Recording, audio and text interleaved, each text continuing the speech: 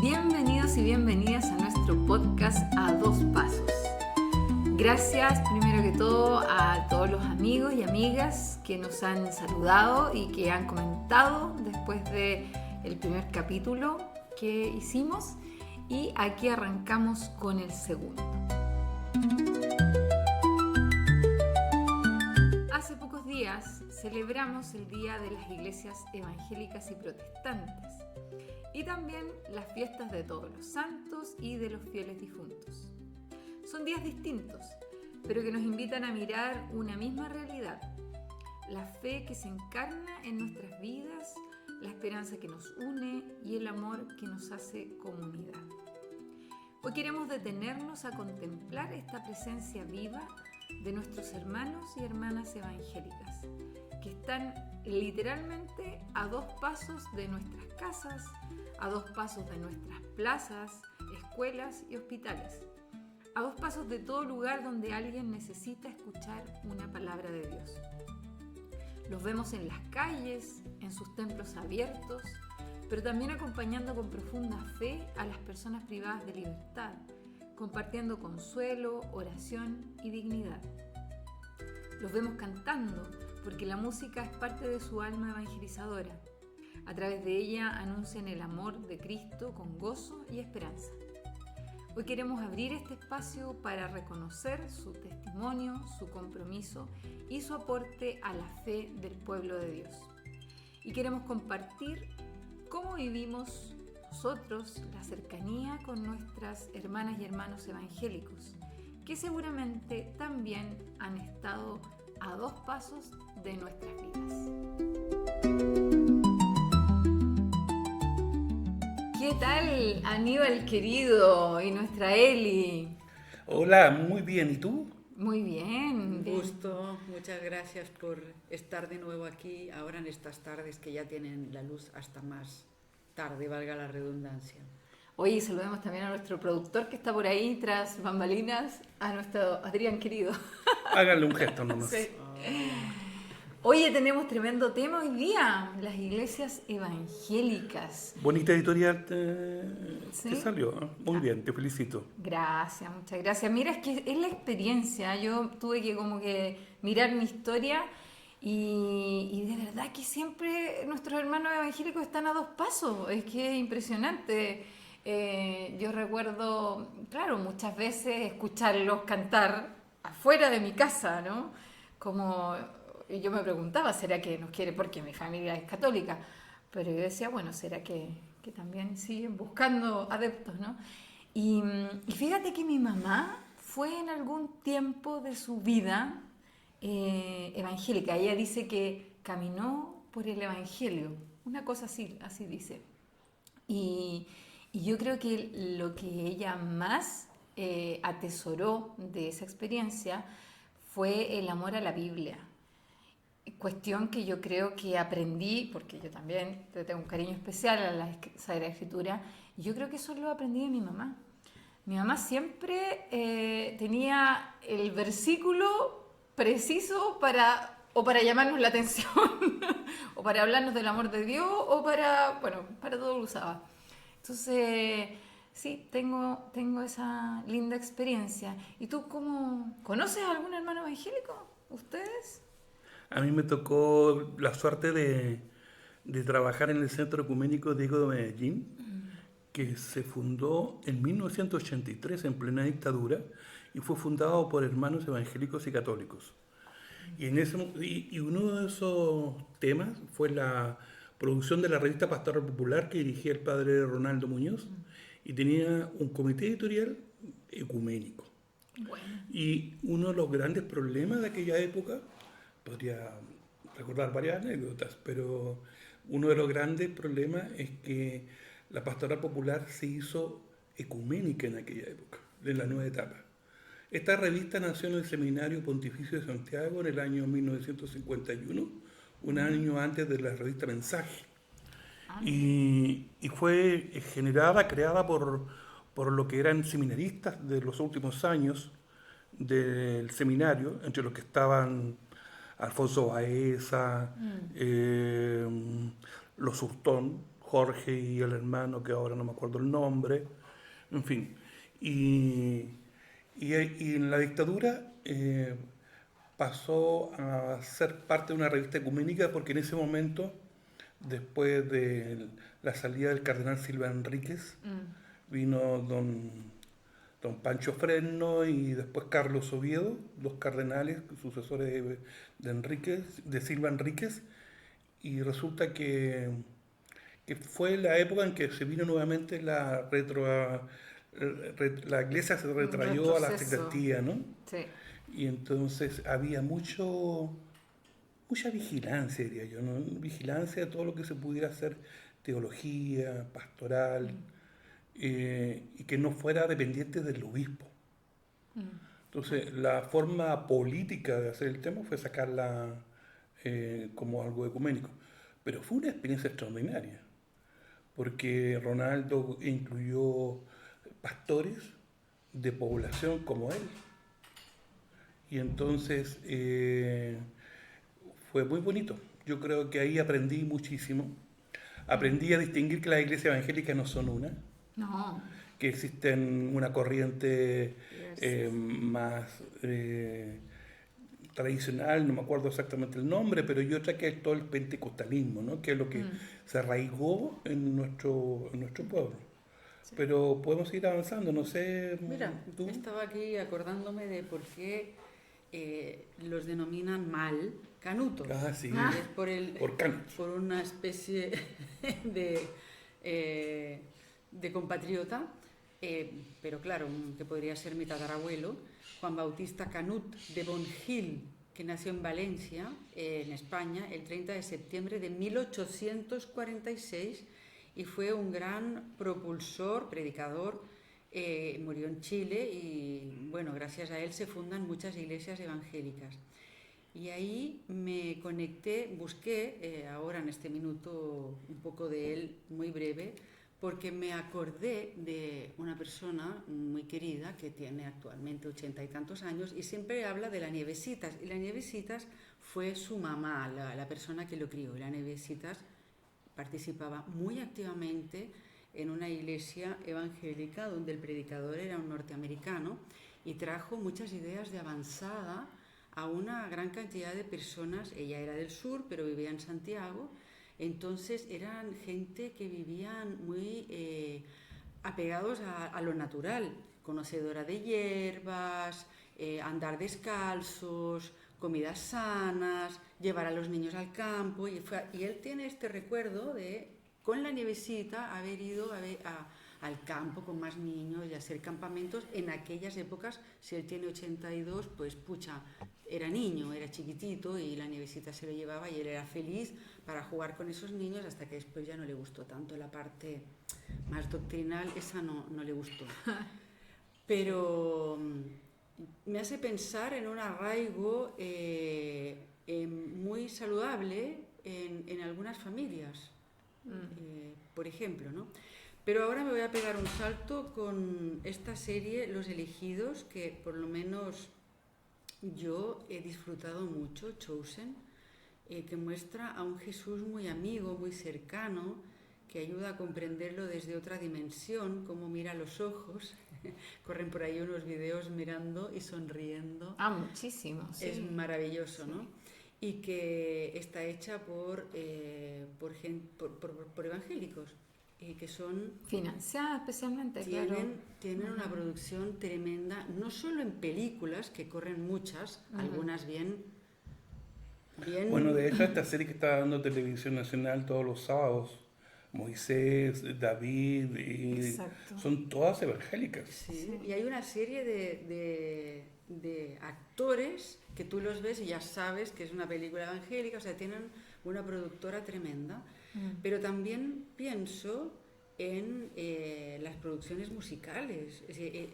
Hacen los templos evangélicos, unos más, otros menos, tienen una producción musical impresionante, de gran calidad en muchos casos, ¿no? Sí, y hay muchos cantantes que son conocidos y además mucha música evangélica, podríamos decir, que se escucha también en el ámbito católico, por lo menos yo he visto. Yo misma fui fans de Marcela Gándara. Precioso como canta ella, precioso. Y sí, yo creo que ellos han fomentado bastante el tema cultural, el tema artístico. Se dan cuenta, inteligentemente, que es una manera de cómo llegar a la gente. O sea, la evangelización tiene que también valerse del arte para poder llegar y tocar los corazones. Además que es bien cierto esto de que quien canta ora 2 veces y quien baila 3. Y en Claro. esto hay mucha más como libertad, Sí. más de piel, claro, también el tema de las emociones en las celebraciones, que es algo que yo personalmente creo que en la Iglesia Católica lamentablemente se ha ido como perdiendo. Sí. Bueno, además el tema musical, junto con eso, atrae mucho a los jóvenes. O sea, tú ves bandas, que a todo esto ahí me acuerdo de una anécdota, yo no sé si conté acá, pero yo fui religiosa, 15 años, y yo era novicia, yo estaba chica todavía. Entonces íbamos con un amigo jesuita, pasando por fuera, JBH, típico, donde está el templo ahí, una catedral, ¿no? Evangélica. Y sí, no recuerdo el nombre, pero... Catedral metodista, de un Ya, pentecostal eso. metodista. Íbamos pasando, y otra cosa importante que tienen los hermanos evangélicos es que son muy acogedores. Entonces íbamos con mi amigo jesuita, yo novicia, él estaba también como estudiando, formándose todavía, y nos dicen, ¿quieren pasar? Adelante. Y nosotros nos miramos y ya, pasemos. Y pasamos. Y había un coro, pero espectacular. Todo tipo de instrumentos ahí sonaban. Y la gente toda, como tú decías, ¿no? Con mucha emocionalidad. Mira, alababan, cantaban, se movían, algunos se arrodillaban. No era como esa cosa rígida, ¿no? Que tenemos en nuestra iglesia a veces, sino que cada uno daba vuelta para donde quería, alabando a Dios. Y ¿sabes qué a mí me pasó? Que mi amigo jesuita se reía, pero a mí me pasó que yo me emocioné con todo eso y me empiezan a caer unas lágrimas. Y eso quedó para la historia. Después este amigo andaba contando por ahí esta experiencia, pero de verdad me tocó el corazón, sí.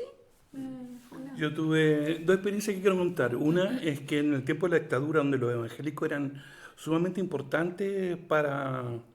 Hubo bastante diálogo ecuménico. De hecho, ustedes saben que el Comité Pro Paz en Sí. Chile, previo a la vicaría, fue ecuménico. Ah, claro, Sí, sí. Y después no pudo seguir por las razones que Silva Enrique ahí tuvo que hacer la vicaría. Pero siguieron participando. Y, y había mucha relación con el CLAI. El CLAI era como una especie de cela ecuménico. O sea, claro, de iglesia evangélica.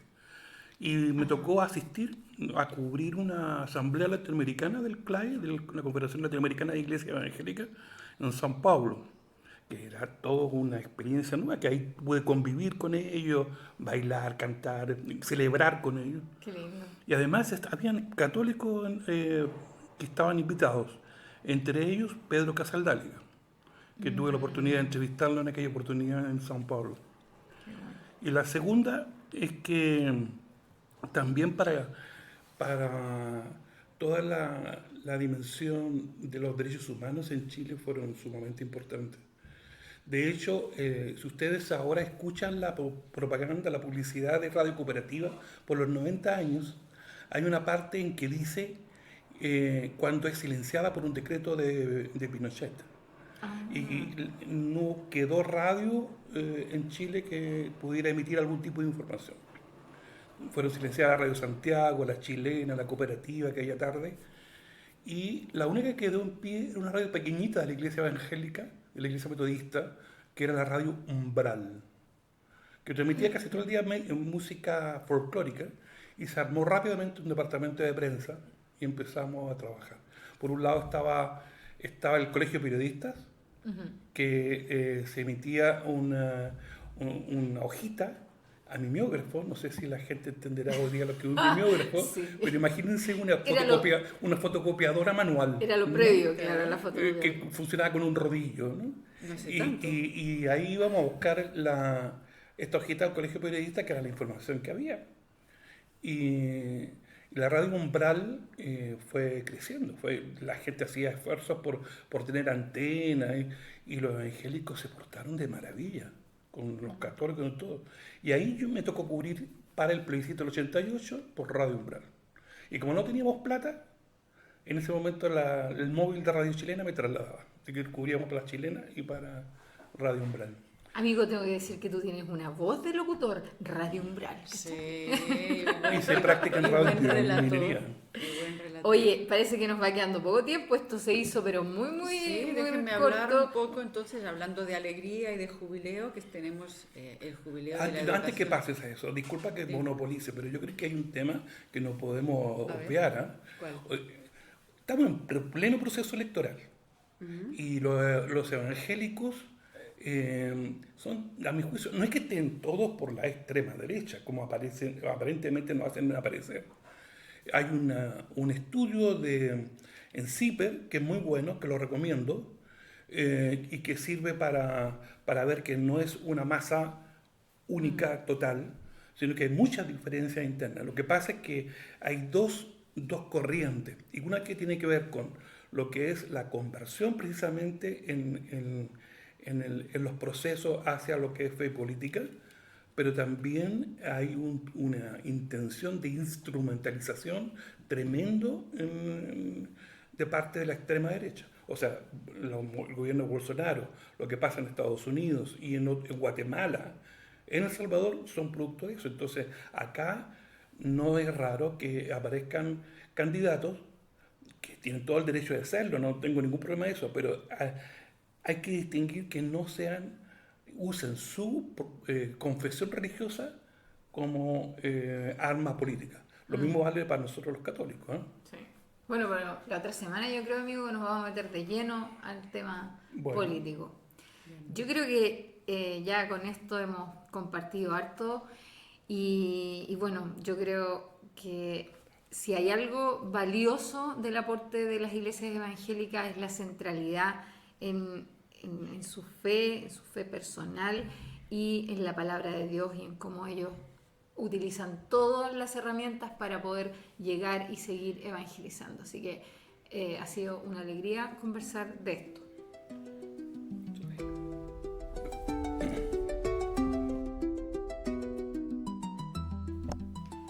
Yo creo que luego de lo compartido, igual es importante que volvamos como al origen. ¿Por qué comenzaron las iglesias evangélicas en la historia? Y esto tengo que decirles que parte del protestantismo iniciado por Martín Lutero, siglo XVI, inicios del siglo XVI, cuando él protesta básicamente, ¿cierto?, ante los abusos eclesiásticos de la Iglesia Católica, especialmente por la venta de indulgencias y la autoridad papal. Recuerdan que decía la leyenda, ¿no?, que cuando caía el dinero ahí en la alcancía, ahí recién eran perdonados los pecados. Así de terrible era el tema de las indulgencias. Entonces, ahí él establece ahí esas 95 tesis y entonces comienza este movimiento de la Reforma con el protestantismo. Y ahí empiezan a nacer las iglesias donde tenemos esta diversidad. Está la iglesia luterana en Alemania y en Escandinavia, la iglesia calvinista o reformada en Suiza, Escocia, Holanda, la iglesia anglicana en Inglaterra, y bueno, ahí comienza toda la otra variedad que conocemos, ¿no?, de metodistas, pentecostales, en fin. Oye, ¿y por qué celebramos el 31 de octubre aquí, este día feriado, ahora de las iglesias evangélicas? ¿Saben ustedes o no? No, pues yo creo que tú nos puedes contar, ¿o no? Pues mira, es un reconocimiento justamente al aporte que nos han hecho como sociedad. Y qué bueno que Chile lo hace. No sé si en otros lugares hay un día feriado así como reconocimiento a las iglesias evangélicas y protestantes por su aporte espiritual, social y cultural al país, fíjate. Hermoso, lo encuentro muy bello, muy bonito. Pero la gente no lo sabe. Bueno, el otro día le pregunté a una persona y me dijo, no, si se celebra Halloween. No, nada que ver, claro, mira, No. es bueno que... Y además, qué hermoso tener ese día como este agradecimiento, ¿no?, Es casi como patrimonio. Me gusta mucho. Sí. Recordad que fue en el gobierno de Michelle Bachelet, en el año 2008. Y cuando cae en miércoles, el feriado es el viernes, y si cae antes, se pasa el lunes. Pero bueno, este año cayó en viernes, así que tuvimos el feriado largo. Y yo entiendo que se celebra, me imagino que las iglesias celebrarán, yo no fui a ningún culto ni nada, pero imagino que harán algunas ceremonias especiales para celebrar, y donde irán las autoridades también, se me ocurre como... No he sabido, pero te puedo decir que hubo un hecho bien interesante y que no ha salido en ningún medio de comunicación, que en ese mismo día se reunieron en Temuco el obispo Concha, que es el obispo de Temuco. Uh-huh. ¿Sí? Se llama Jaime. Jorge. Jorge Concha, que fue un franciscano, Sí. con 4 presidentes de iglesias pentecostales.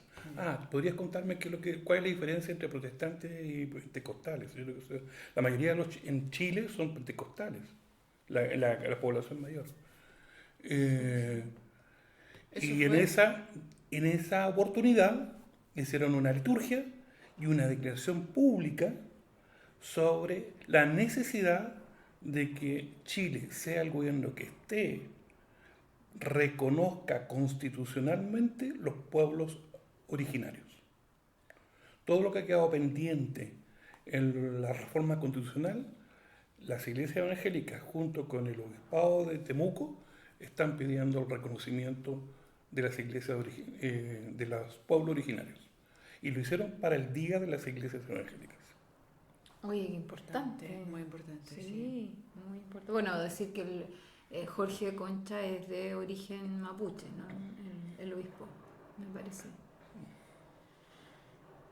No tengo el dato preciso que tú me decías, Aníbal, lo que me estabas preguntando, pero sí decir que las iglesias que son más fuertes aquí en Chile es la Iglesia Metodista Pentecostal, la Iglesia Evangélica Pentecostal, que vamos a tener que invitar a alguien para que nos hable de qué significa esto, y la Misión Pentecostal.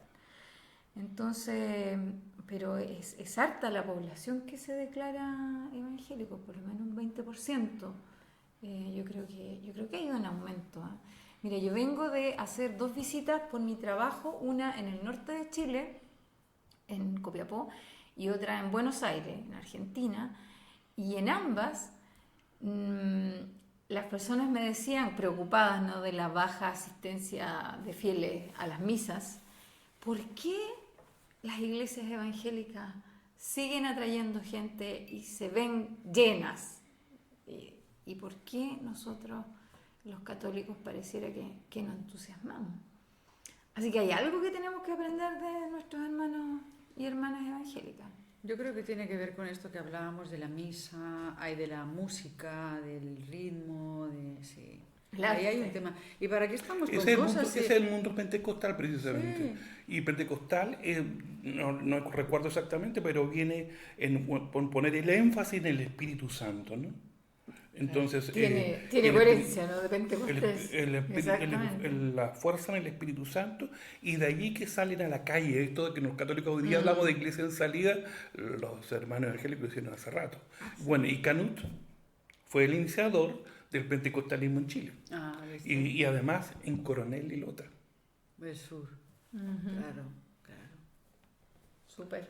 Oye, la verdad que podríamos hablar un montón de este tema, pero no sé si hay algo más. Sí, como que uno le empiezan a aflorar experiencias. Muchas más ideas, pero bueno, también seguro que las personas que nos escuchan tienen, así que ojalá nos las manden y nos ayuden a que esto sea retroalimentado. Sí, animamos a todos los que nos escuchan a que puedan escribir en nuestras redes o en el mismo Spotify donde estén escuchando este podcast.